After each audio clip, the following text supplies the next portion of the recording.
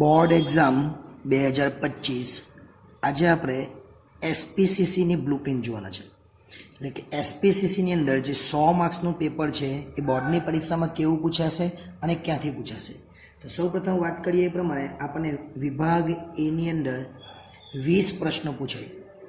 1, 2, 3, 4 અને 5, 6, 7, 8, 9 અને 10, 11, 12, 13, 14 અને 15, 16, 17, 18, 19 અને 20.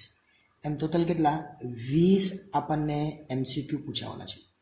આ 20 એમસીક્યુ ક્યાંથી પૂછાય જોઈ લે. એટલે વિભાગ એ આપણા માટે કેટલા માર્ક્સનો છે 20 માર્ક્સનો 20 પ્રશ્નો ક્યાંથી પૂછાવાના એ જોઈ લે એટલે આપણને ક્લિયર થઈ જાય. તો જે પહેલા પ્રશ્ન છે એ પહેલો પ્રશ્ન આપણને પહેલા ચેપ્ટરમાંથી પૂછાય, બીજો પ્રશ્ન બીજા ચેપ્ટરમાંથી, ત્રીજો પ્રશ્ન ત્રીજા ચેપ્ટરમાંથી, ચોથો પ્રશ્ન ચોથા ચેપ્ટરમાંથી, પાંચમો પ્રશ્ન પાંચમા ચેપ્ટરમાંથી અને છઠ્ઠો પ્રશ્ન છઠ્ઠા ચેપ્ટરમાંથી. એટલે 6 ચેપ્ટરમાંથી આપણને આ પ્રશ્નો પૂછાય. પણ આ 6 ચેપ્ટર કયા છે તો સાંભળજો ખાસ, આ 6 ચેપ્ટર એ ભાગ 1ના છે. એટલે ભાગ 1 છે એનું છે, એટલે ધ્યાન આપીને સાંભળજો કયા કયા ભાગ 1ના છે એ. ત્યાર પછી 7, 8 અને 9 ચેપ્ટર નંબર 1માંથી, 10મા નંબરનો પ્રશ્ન ચેપ્ટર નંબર 2માંથી, 11મા નંબરનો પ્રશ્ન ચેપ્ટર નંબર 2માંથી, 12 અને 13 નંબરનો પ્રશ્ન ચેપ્ટર નંબર 3માંથી, 14 નંબરનો પ્રશ્ન ચેપ્ટર નંબર 4, 15 નંબરનો પ્રશ્ન ચેપ્ટર નંબર 5, 16 નંબરનો પ્રશ્ન પણ ચેપ્ટર નંબર 5માંથી છે, 17 અને 18 ચેપ્ટર નંબર 6માંથી, 19 અને 20 એ ચેપ્ટર નંબર 7માંથી. એટલે આપણી પાસે ભાગ 1 અને ભાગ 2 એમ છે. તો ભાગ 1માંથી 1 થી 6 પ્રશ્નો, આ 1 થી 6 પ્રશ્ન છે એ ભાગ 1માંથી પૂછાય અને 7 થી 20 પ્રશ્નો છે એ ભાગ 2માંથી પૂછાય. એટલે એ ખાસ ધ્યાન રાખજો. હવે આપણે વાત કરીએ બીની. તો બીની અંદર આપણને કેટલા પ્રશ્નો પૂછાવાના છે તો બીની અંદર આપણને 10 પ્રશ્નો પૂછાવાના, એટલે 10 માર્ક્સનો આ વિભાગ છે. 10 પ્રશ્નો કયા કયા તે જોઈ લે. એટલે 20 હતા, એટલે 21, 22, 23, 24 અને 25, 5 થયા. બીજા 5 લખી દે, 26, 27, 28, 29 અને 30. એટલે ટોટલ કેટલા 10 પ્રશ્નો થઈ ગયા. હવે આ 10 પ્રશ્નો ક્યાંથી પૂછાવાના એ પણ જોઈ લે. તો પહેલો પ્રશ્ન એ ચોથા ચેપ્ટરમાંથી, બીજો પ્રશ્ન 5મા ચેપ્ટરમાંથી, ત્રીજો પ્રશ્ન 6ઠ્ઠા ચેપ્ટરમાંથી. અહીંયા સુધી ભાગ 1 છે. ત્યાર પછી 24 નંબરનો પ્રશ્ન ચેપ્ટર નંબર 1માંથી, 25 ચેપ્ટર નંબર 2માંથી, 26 ચેપ્ટર નંબર 3માંથી, 27 ચેપ્ટર નંબર 4માંથી, 28 ચેપ્ટર નંબર 5માંથી, 29 ચેપ્ટર નંબર 6 અને 30 ચેપ્ટર નંબર 7. એટલે ફરીથી આપણે વાત કરીએ ભાગ 1 અને ભાગ 2 એમ આપણા છે. તો જે 21 થી 23 છે એ ભાગ 1માંથી પૂછાવાના છે અને 24 થી 30 છે, 24 થી 30 એ ભાગ 2માંથી. એટલે આ પ્રમાણે આપણે ધ્યાન રાખીશું. વિભાગ સી. વિભાગ સીની અંદર કેટલા પ્રશ્નો એ પણ જોઈ લઈએ. તો વિભાગ સીની અંદર આપણે વાત કરીએ તો ટોટલ 10 પ્રશ્નો પૂછાવાના છે. 10માંથી આપણે લખવાના કેટલા તો 10માંથી આપણે 7 લખવાના છે. 10 પૂછાવાના 10 આપણે લખી કાઢીએ પહેલાં. તો 10 કયા કયા આપણે 30 સુધી તો જોયું હતું. તો 31, 32, 33, 34 અને 35 થઈ ગયા 5.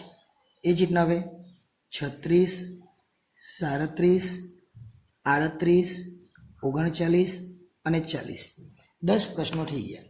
એ 10 પ્રશ્નો ક્યાંથી પૂછવાના એ જોઈએ. 10માંથી લખવાના કેટલા 7. એટલે આ વિભાગ એ 14 માર્ક્સનો છે. એટલે કે દરેકના કેટલા માર્ક્સ 2 માર્ક્સ. જોઈ લે ક્યાંથી પૂછાવાનું એ.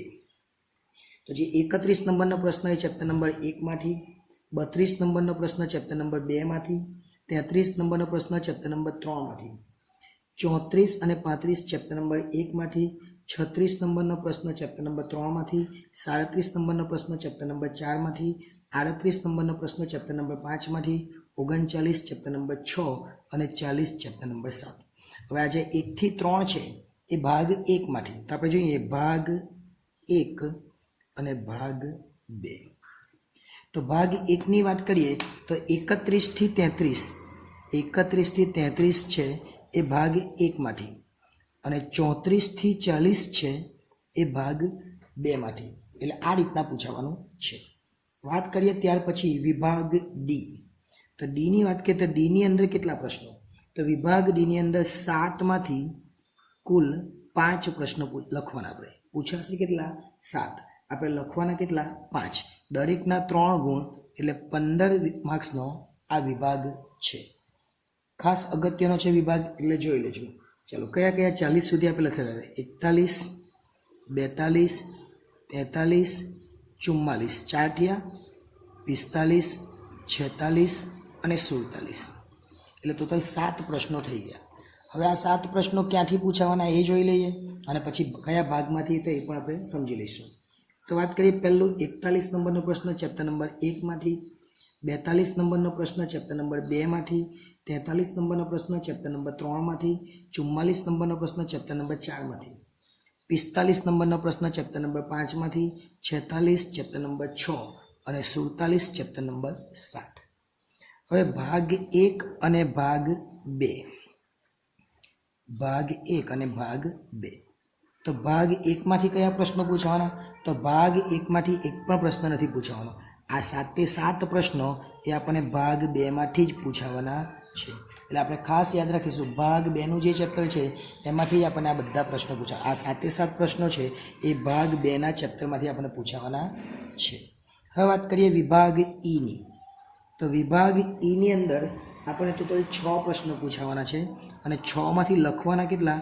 તો 6માંથી આપણે 4 લખવાના છે. 6માંથી 4 લખીએ, 1ના 4 ગુણ એટલે આ વિભાગ આપણા માટે 16 માર્ક્સનો થવાનો છે. ચલો ઈની વાત કરીએ તો ઈની અંદર આપણે 6 લખી દઈએ પહેલાં, 47 સુધી હતું એટલે 48, 49, 50, 51, 52 અને 53. આ 6 પ્રશ્નો. 6 પ્રશ્નો ક્યાંથી પૂછવાના?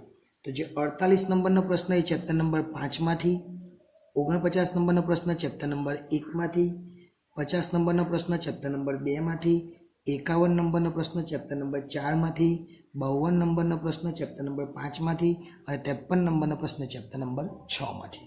હવે ભાગ 1માંથી શું અને ભાગ 2માંથી શું એ પણ જોઈ લઈએ. તો ભાગ 1 અને ભાગ 2. ભાગ 1માંથી ફક્ત એક જ પ્રશ્ન, એટલે કયો? આ 48 નંબરનો પ્રશ્ન એ.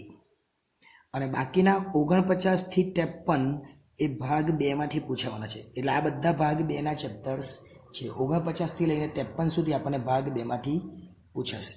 હવે છેલ્લો વિભાગ એટલે વિભાગ એફ. વિભાગ એફની અંદર 7માંથી 5 પ્રશ્નો પૂછાવાના છે. આપણે લખવાના 5 એટલે પૂછાવાના 7 એટલે ટોટલ 25. અને આ વિભાગની અંદર આપણને ખબર છે પ્રમાણે પત્ર પૂછાશે. 5 પત્રો લખવાના રહેશે. આ થઈ જાય પછી આપણે ખાસ અગત્યની એક વસ્તુ સમજવાની છે, એટલે કયા ચેપ્ટર્સમાંથી કેટલા માર્ક્સનું પૂછાવાનું એ. તો અહીંયા લખી લઈએ આપણે 54, 55, 56, 57, 58, 59 અને 60. એમ આપણે આ રીતના જોઈ લઈએ કે 7 પ્રશ્નો ક્યાંથી આવવાના.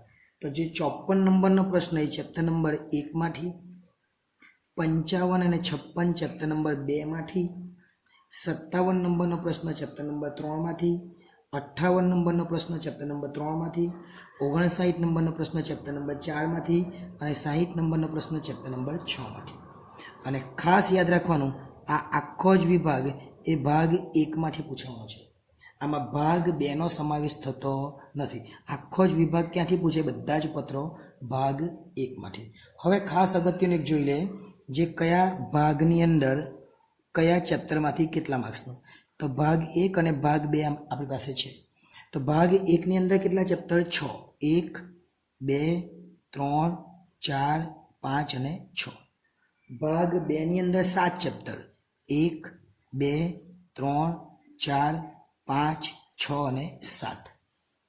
હવે એ જોવાનું છે કે કયા ચેપ્ટરમાંથી કેટલા માર્ક્સનું. તો ભાગ 1ની અંદર વાત કરીએ તો પહેલા ચેપ્ટરમાંથી 8 માર્ક્સનું, બીજા ચેપ્ટરમાંથી 13 માર્ક્સનું, ત્રીજા ચેપ્ટરમાંથી પણ 13 માર્ક્સનું, ચોથા ચેપ્ટરમાંથી 7 માર્ક્સનું, પાંચમા ચેપ્ટરમાંથી 6 માર્ક્સનું અને સાતમા ચેપ્ટરમાંથી છઠ્ઠા ચેપ્ટરમાંથી 7 માર્ક્સનો.